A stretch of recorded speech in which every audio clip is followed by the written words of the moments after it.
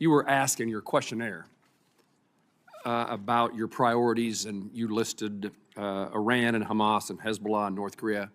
You also mentioned Russia, but the only thing you said about Russia in fully explaining why it's a priority is ending the war with Russia.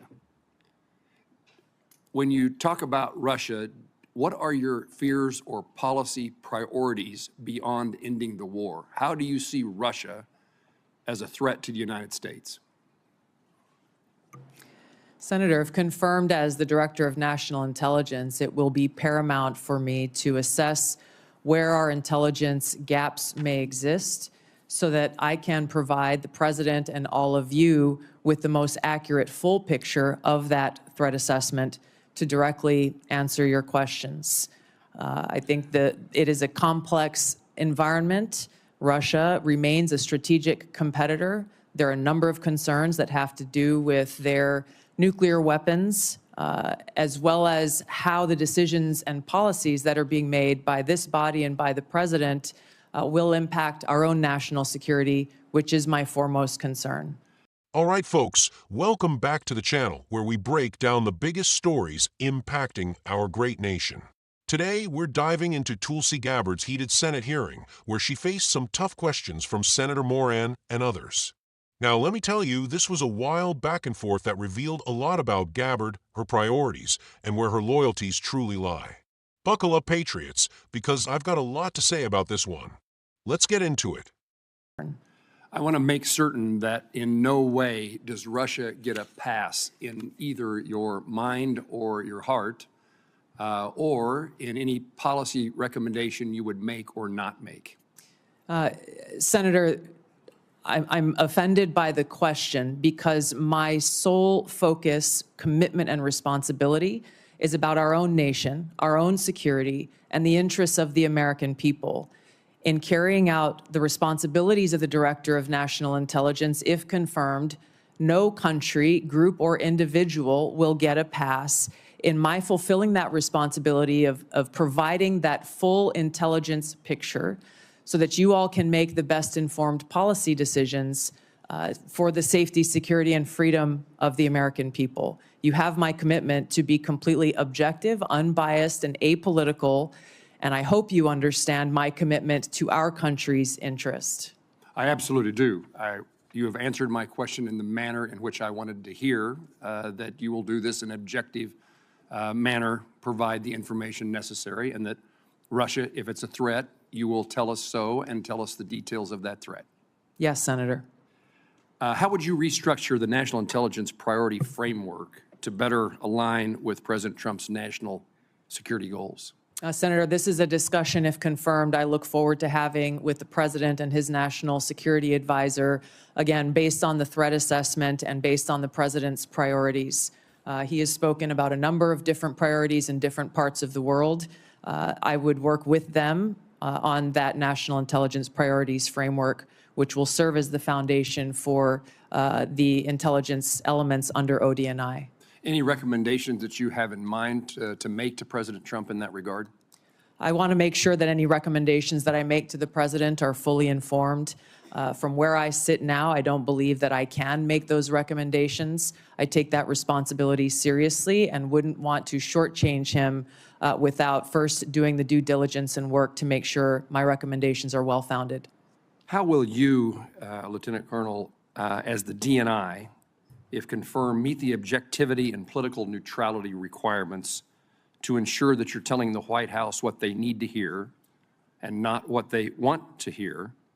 A follow-up to that is, how will you handle conflicting intelligence reports from the various members of the intelligence community and present a broad intelligence picture to the President? Yeah, thank you for the question, Senator.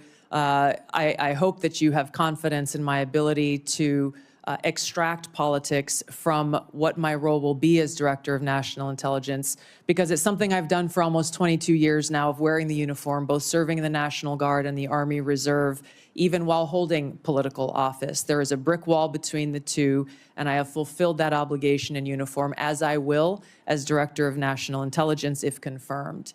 I think the president, I know the president values hearing a lot of different views, and I would make sure that in the intelligence community's responsibilities, that dissenting views are not only allowed, but encouraged, and where they present themselves, make sure that the president and you as policymakers are aware so that you can make your best informed decision. Would you agree with me that bias and prejudice, if it exists any place, exists in both sides of an issue, both partisan sides of this place called Washington, D.C., and the goal, the effort that you will make is to make certain that all the information is presented in a nonpartisan, direct, and manner based upon the facts as known? Yes, Senator, I agree, and you have my commitment. This is essential for the American people and all of you to have faith and trust in the intelligence products that are being delivered. One of the greatest challenges is knowing who's telling us the truth, and we need a DNI who tells the truth. True? Yes, I have a long record of speaking truth to power and would continue that commitment if confirmed in this role. Ms. Gabbard, I certainly want to applaud and express my appreciation for your service, both in the military and in the Congress. Two very challenging jobs, and I want to thank you for that. I noted that Edward Snowden was in Hawaii, of all places, for a year and a half before he fled to Hong Kong and then on to Russia. Did you ever meet him or have any contact with him during that period, or subsequently with telephone calls, emails, Zooms, contact with he or his lawyers? No, Senator, not at any time have I had contact with Edward Snowden. And you introduced a bill in 2020 that was essentially a pardon. It basically said all charges should be dropped. You had a lot of whereases in that bill.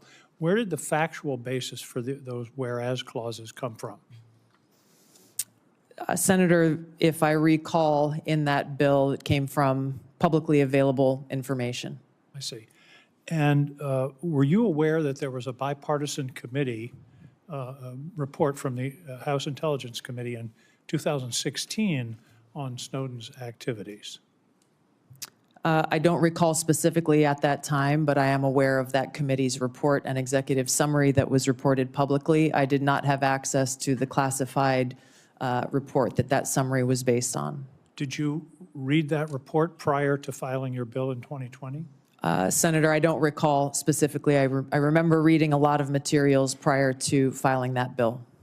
Well, the bipartisan committee report, the first item, Edward Snowden perpetrated the largest and most damaging public release of classified information in U.S. intelligence history. Goes on to say Snowden caused tremendous damage to national security, and the vast majority of the documents he stole have nothing to do with programs impacting individual privacy. But you don't recall ever seeing the work of that committee? I'm aware of those conclusions drawn. Edward now. Snowden. Were you aware at the time? Yes, I was, Senator. And Edward Snowden broke the law. There's no question about that. He should not have released all of that information that caused that harm. There's no question about that. How many documents did he release? I know that he took over 1 million documents. I don't know specifically how many of those million he specifically released. Well, you stated very unequivocally today, Snowden broke the law, but you introduced a bill in Congress along with Congressman Matt Gaetz to essentially pardon him. So he broke the law, but it wasn't all that serious? Is that what you thought in 2020? I take very seriously upholding our Constitution and have sworn an oath to support and defend that Constitution over 8 times in my life. My statements in the past have been reflective of the egregious and illegal programs that were exposed in that leak. But you ignore the vast majority, as the committee found, bipartisan. I think Devin Nunes was the chair, Adam Schiff was the vice chair. The conclusion was that the vast majority of these things that he released had nothing to do with constitutional rights, the Fourth Amendment, but indeed were enormous compromises of our national security. Senator, I focused on raising concerns around egregious, illegal, and unconstitutional programs that our government was conducting that clearly violated Americans' Fourth Amendment rights.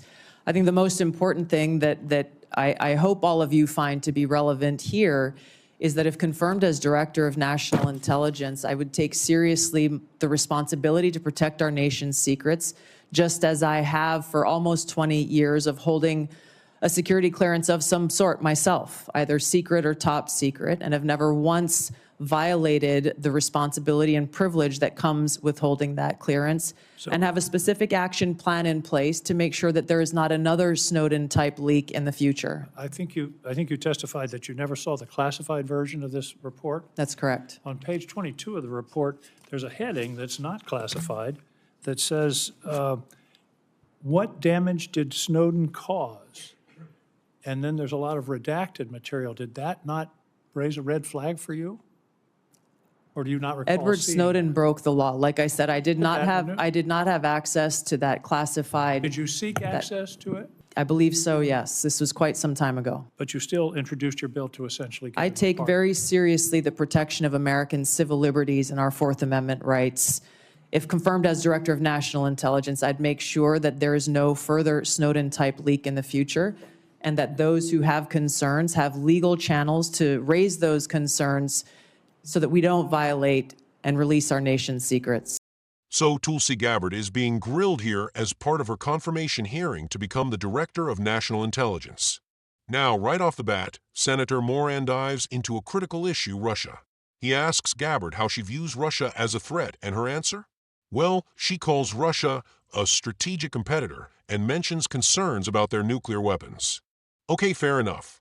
But then Moran presses her, asking if Russia is getting a pass in her policies, and that's when things get spicy. Boom. There it is. She says she's offended by the question. Offended? Really, Tulsi? This is a Senate hearing. Moran is doing his job, making sure you don't cut Russia any slack. But instead of giving a straightforward, confident response, she gets defensive. Look, as a patriot, I want someone leading our intelligence agencies who can handle tough questions without getting emotional. You're supposed to be the one protecting American interests, not getting offended when someone asks if you'll hold our enemies accountable. Now, to her credit, Gabbard did eventually say that her sole focus would be on American security interests. She promised to be objective, unbiased, and apolitical. That's all well and good. Those are things we should expect from anyone in a role like this. But here's the problem. Actions speak louder than words. And when it comes to Tulsi Gabbard, her past actions make me question whether she's really as unbiased as she claims to be. Let's talk about the elephant in the room, Edward Snowden. Now, if you didn't know, Gabbard introduced a bill back in 2020 with Matt Gaetz. Yeah, that Matt Gaetz, that would have essentially pardoned Snowden. In this hearing, she flat out admitted that Snowden broke the law and caused harm to our national security. So here's my question, Tulsi. If you knew he broke the law, if you knew he caused tremendous damage, then why were you trying to pardon him? Patriots, this is where her credibility starts to crumble. Look, I get it. Gabbard says she was focused on exposing egregious and illegal programs that violated Americans' Fourth Amendment rights. And yeah, I'll admit, there were some serious overreaches by the government that needed to be addressed. But Snowden didn't just blow the whistle on unconstitutional programs. He stole over 1 million classified documents and caused irreparable damage to our national security. That's not patriotism, folks. That's treason. And the fact that Gabbard wanted to pardon him raises serious red flags for me. Protect our nation's secrets? Really? Then why were you trying to let Edward Snowden off the hook? Patriots, we need leaders who understand that protecting this country means holding traitors accountable. You can't have it both ways. You can't say you're committed to national security while defending someone who put our military, intelligence officers, and citizens in danger. Now, let's talk about something else she said that really stood out to me. Gabbard claimed she would ensure dissenting views within the intelligence community are encouraged and presented to policymakers. On the surface, that sounds great. We want our leaders to hear different perspectives. But let's be real here. Washington is already drowning in partisan bickering and so-called dissenting views. What we need is unity and a clear, strong vision for protecting this country, not more excuses for inaction and indecision. And Moran hits the nail on the head here. One of the biggest challenges we face is knowing who's actually telling us the truth. So, Tulsi, are you going to be that person? Are you really going to speak truth to power, or are you going to play politics like so many others in Washington? Because let me tell you, Patriots, I don't want another DNI who's afraid to call out threats like China, Iran, or Russia just because it might ruffle some feathers. At the end of the day, I'll give Tulsi Gabbard credit where it's due. She's served our country in the military, and I respect her for that. But when it comes to this confirmation hearing, I'm not convinced she's the right person for the job. We need someone who's rock solid on national security, someone who won't waver when it comes to holding our enemies accountable. And most importantly, we need someone who puts America first, always. So let me know what you think, Patriots. Is Tulsi Gabbard the right choice for Director of National Intelligence? Drop your thoughts in the comments below. Thanks for watching, and don't forget to like, share, and subscribe for more patriotic takes on the issues that matter most. Stay strong, stay proud, and God bless America.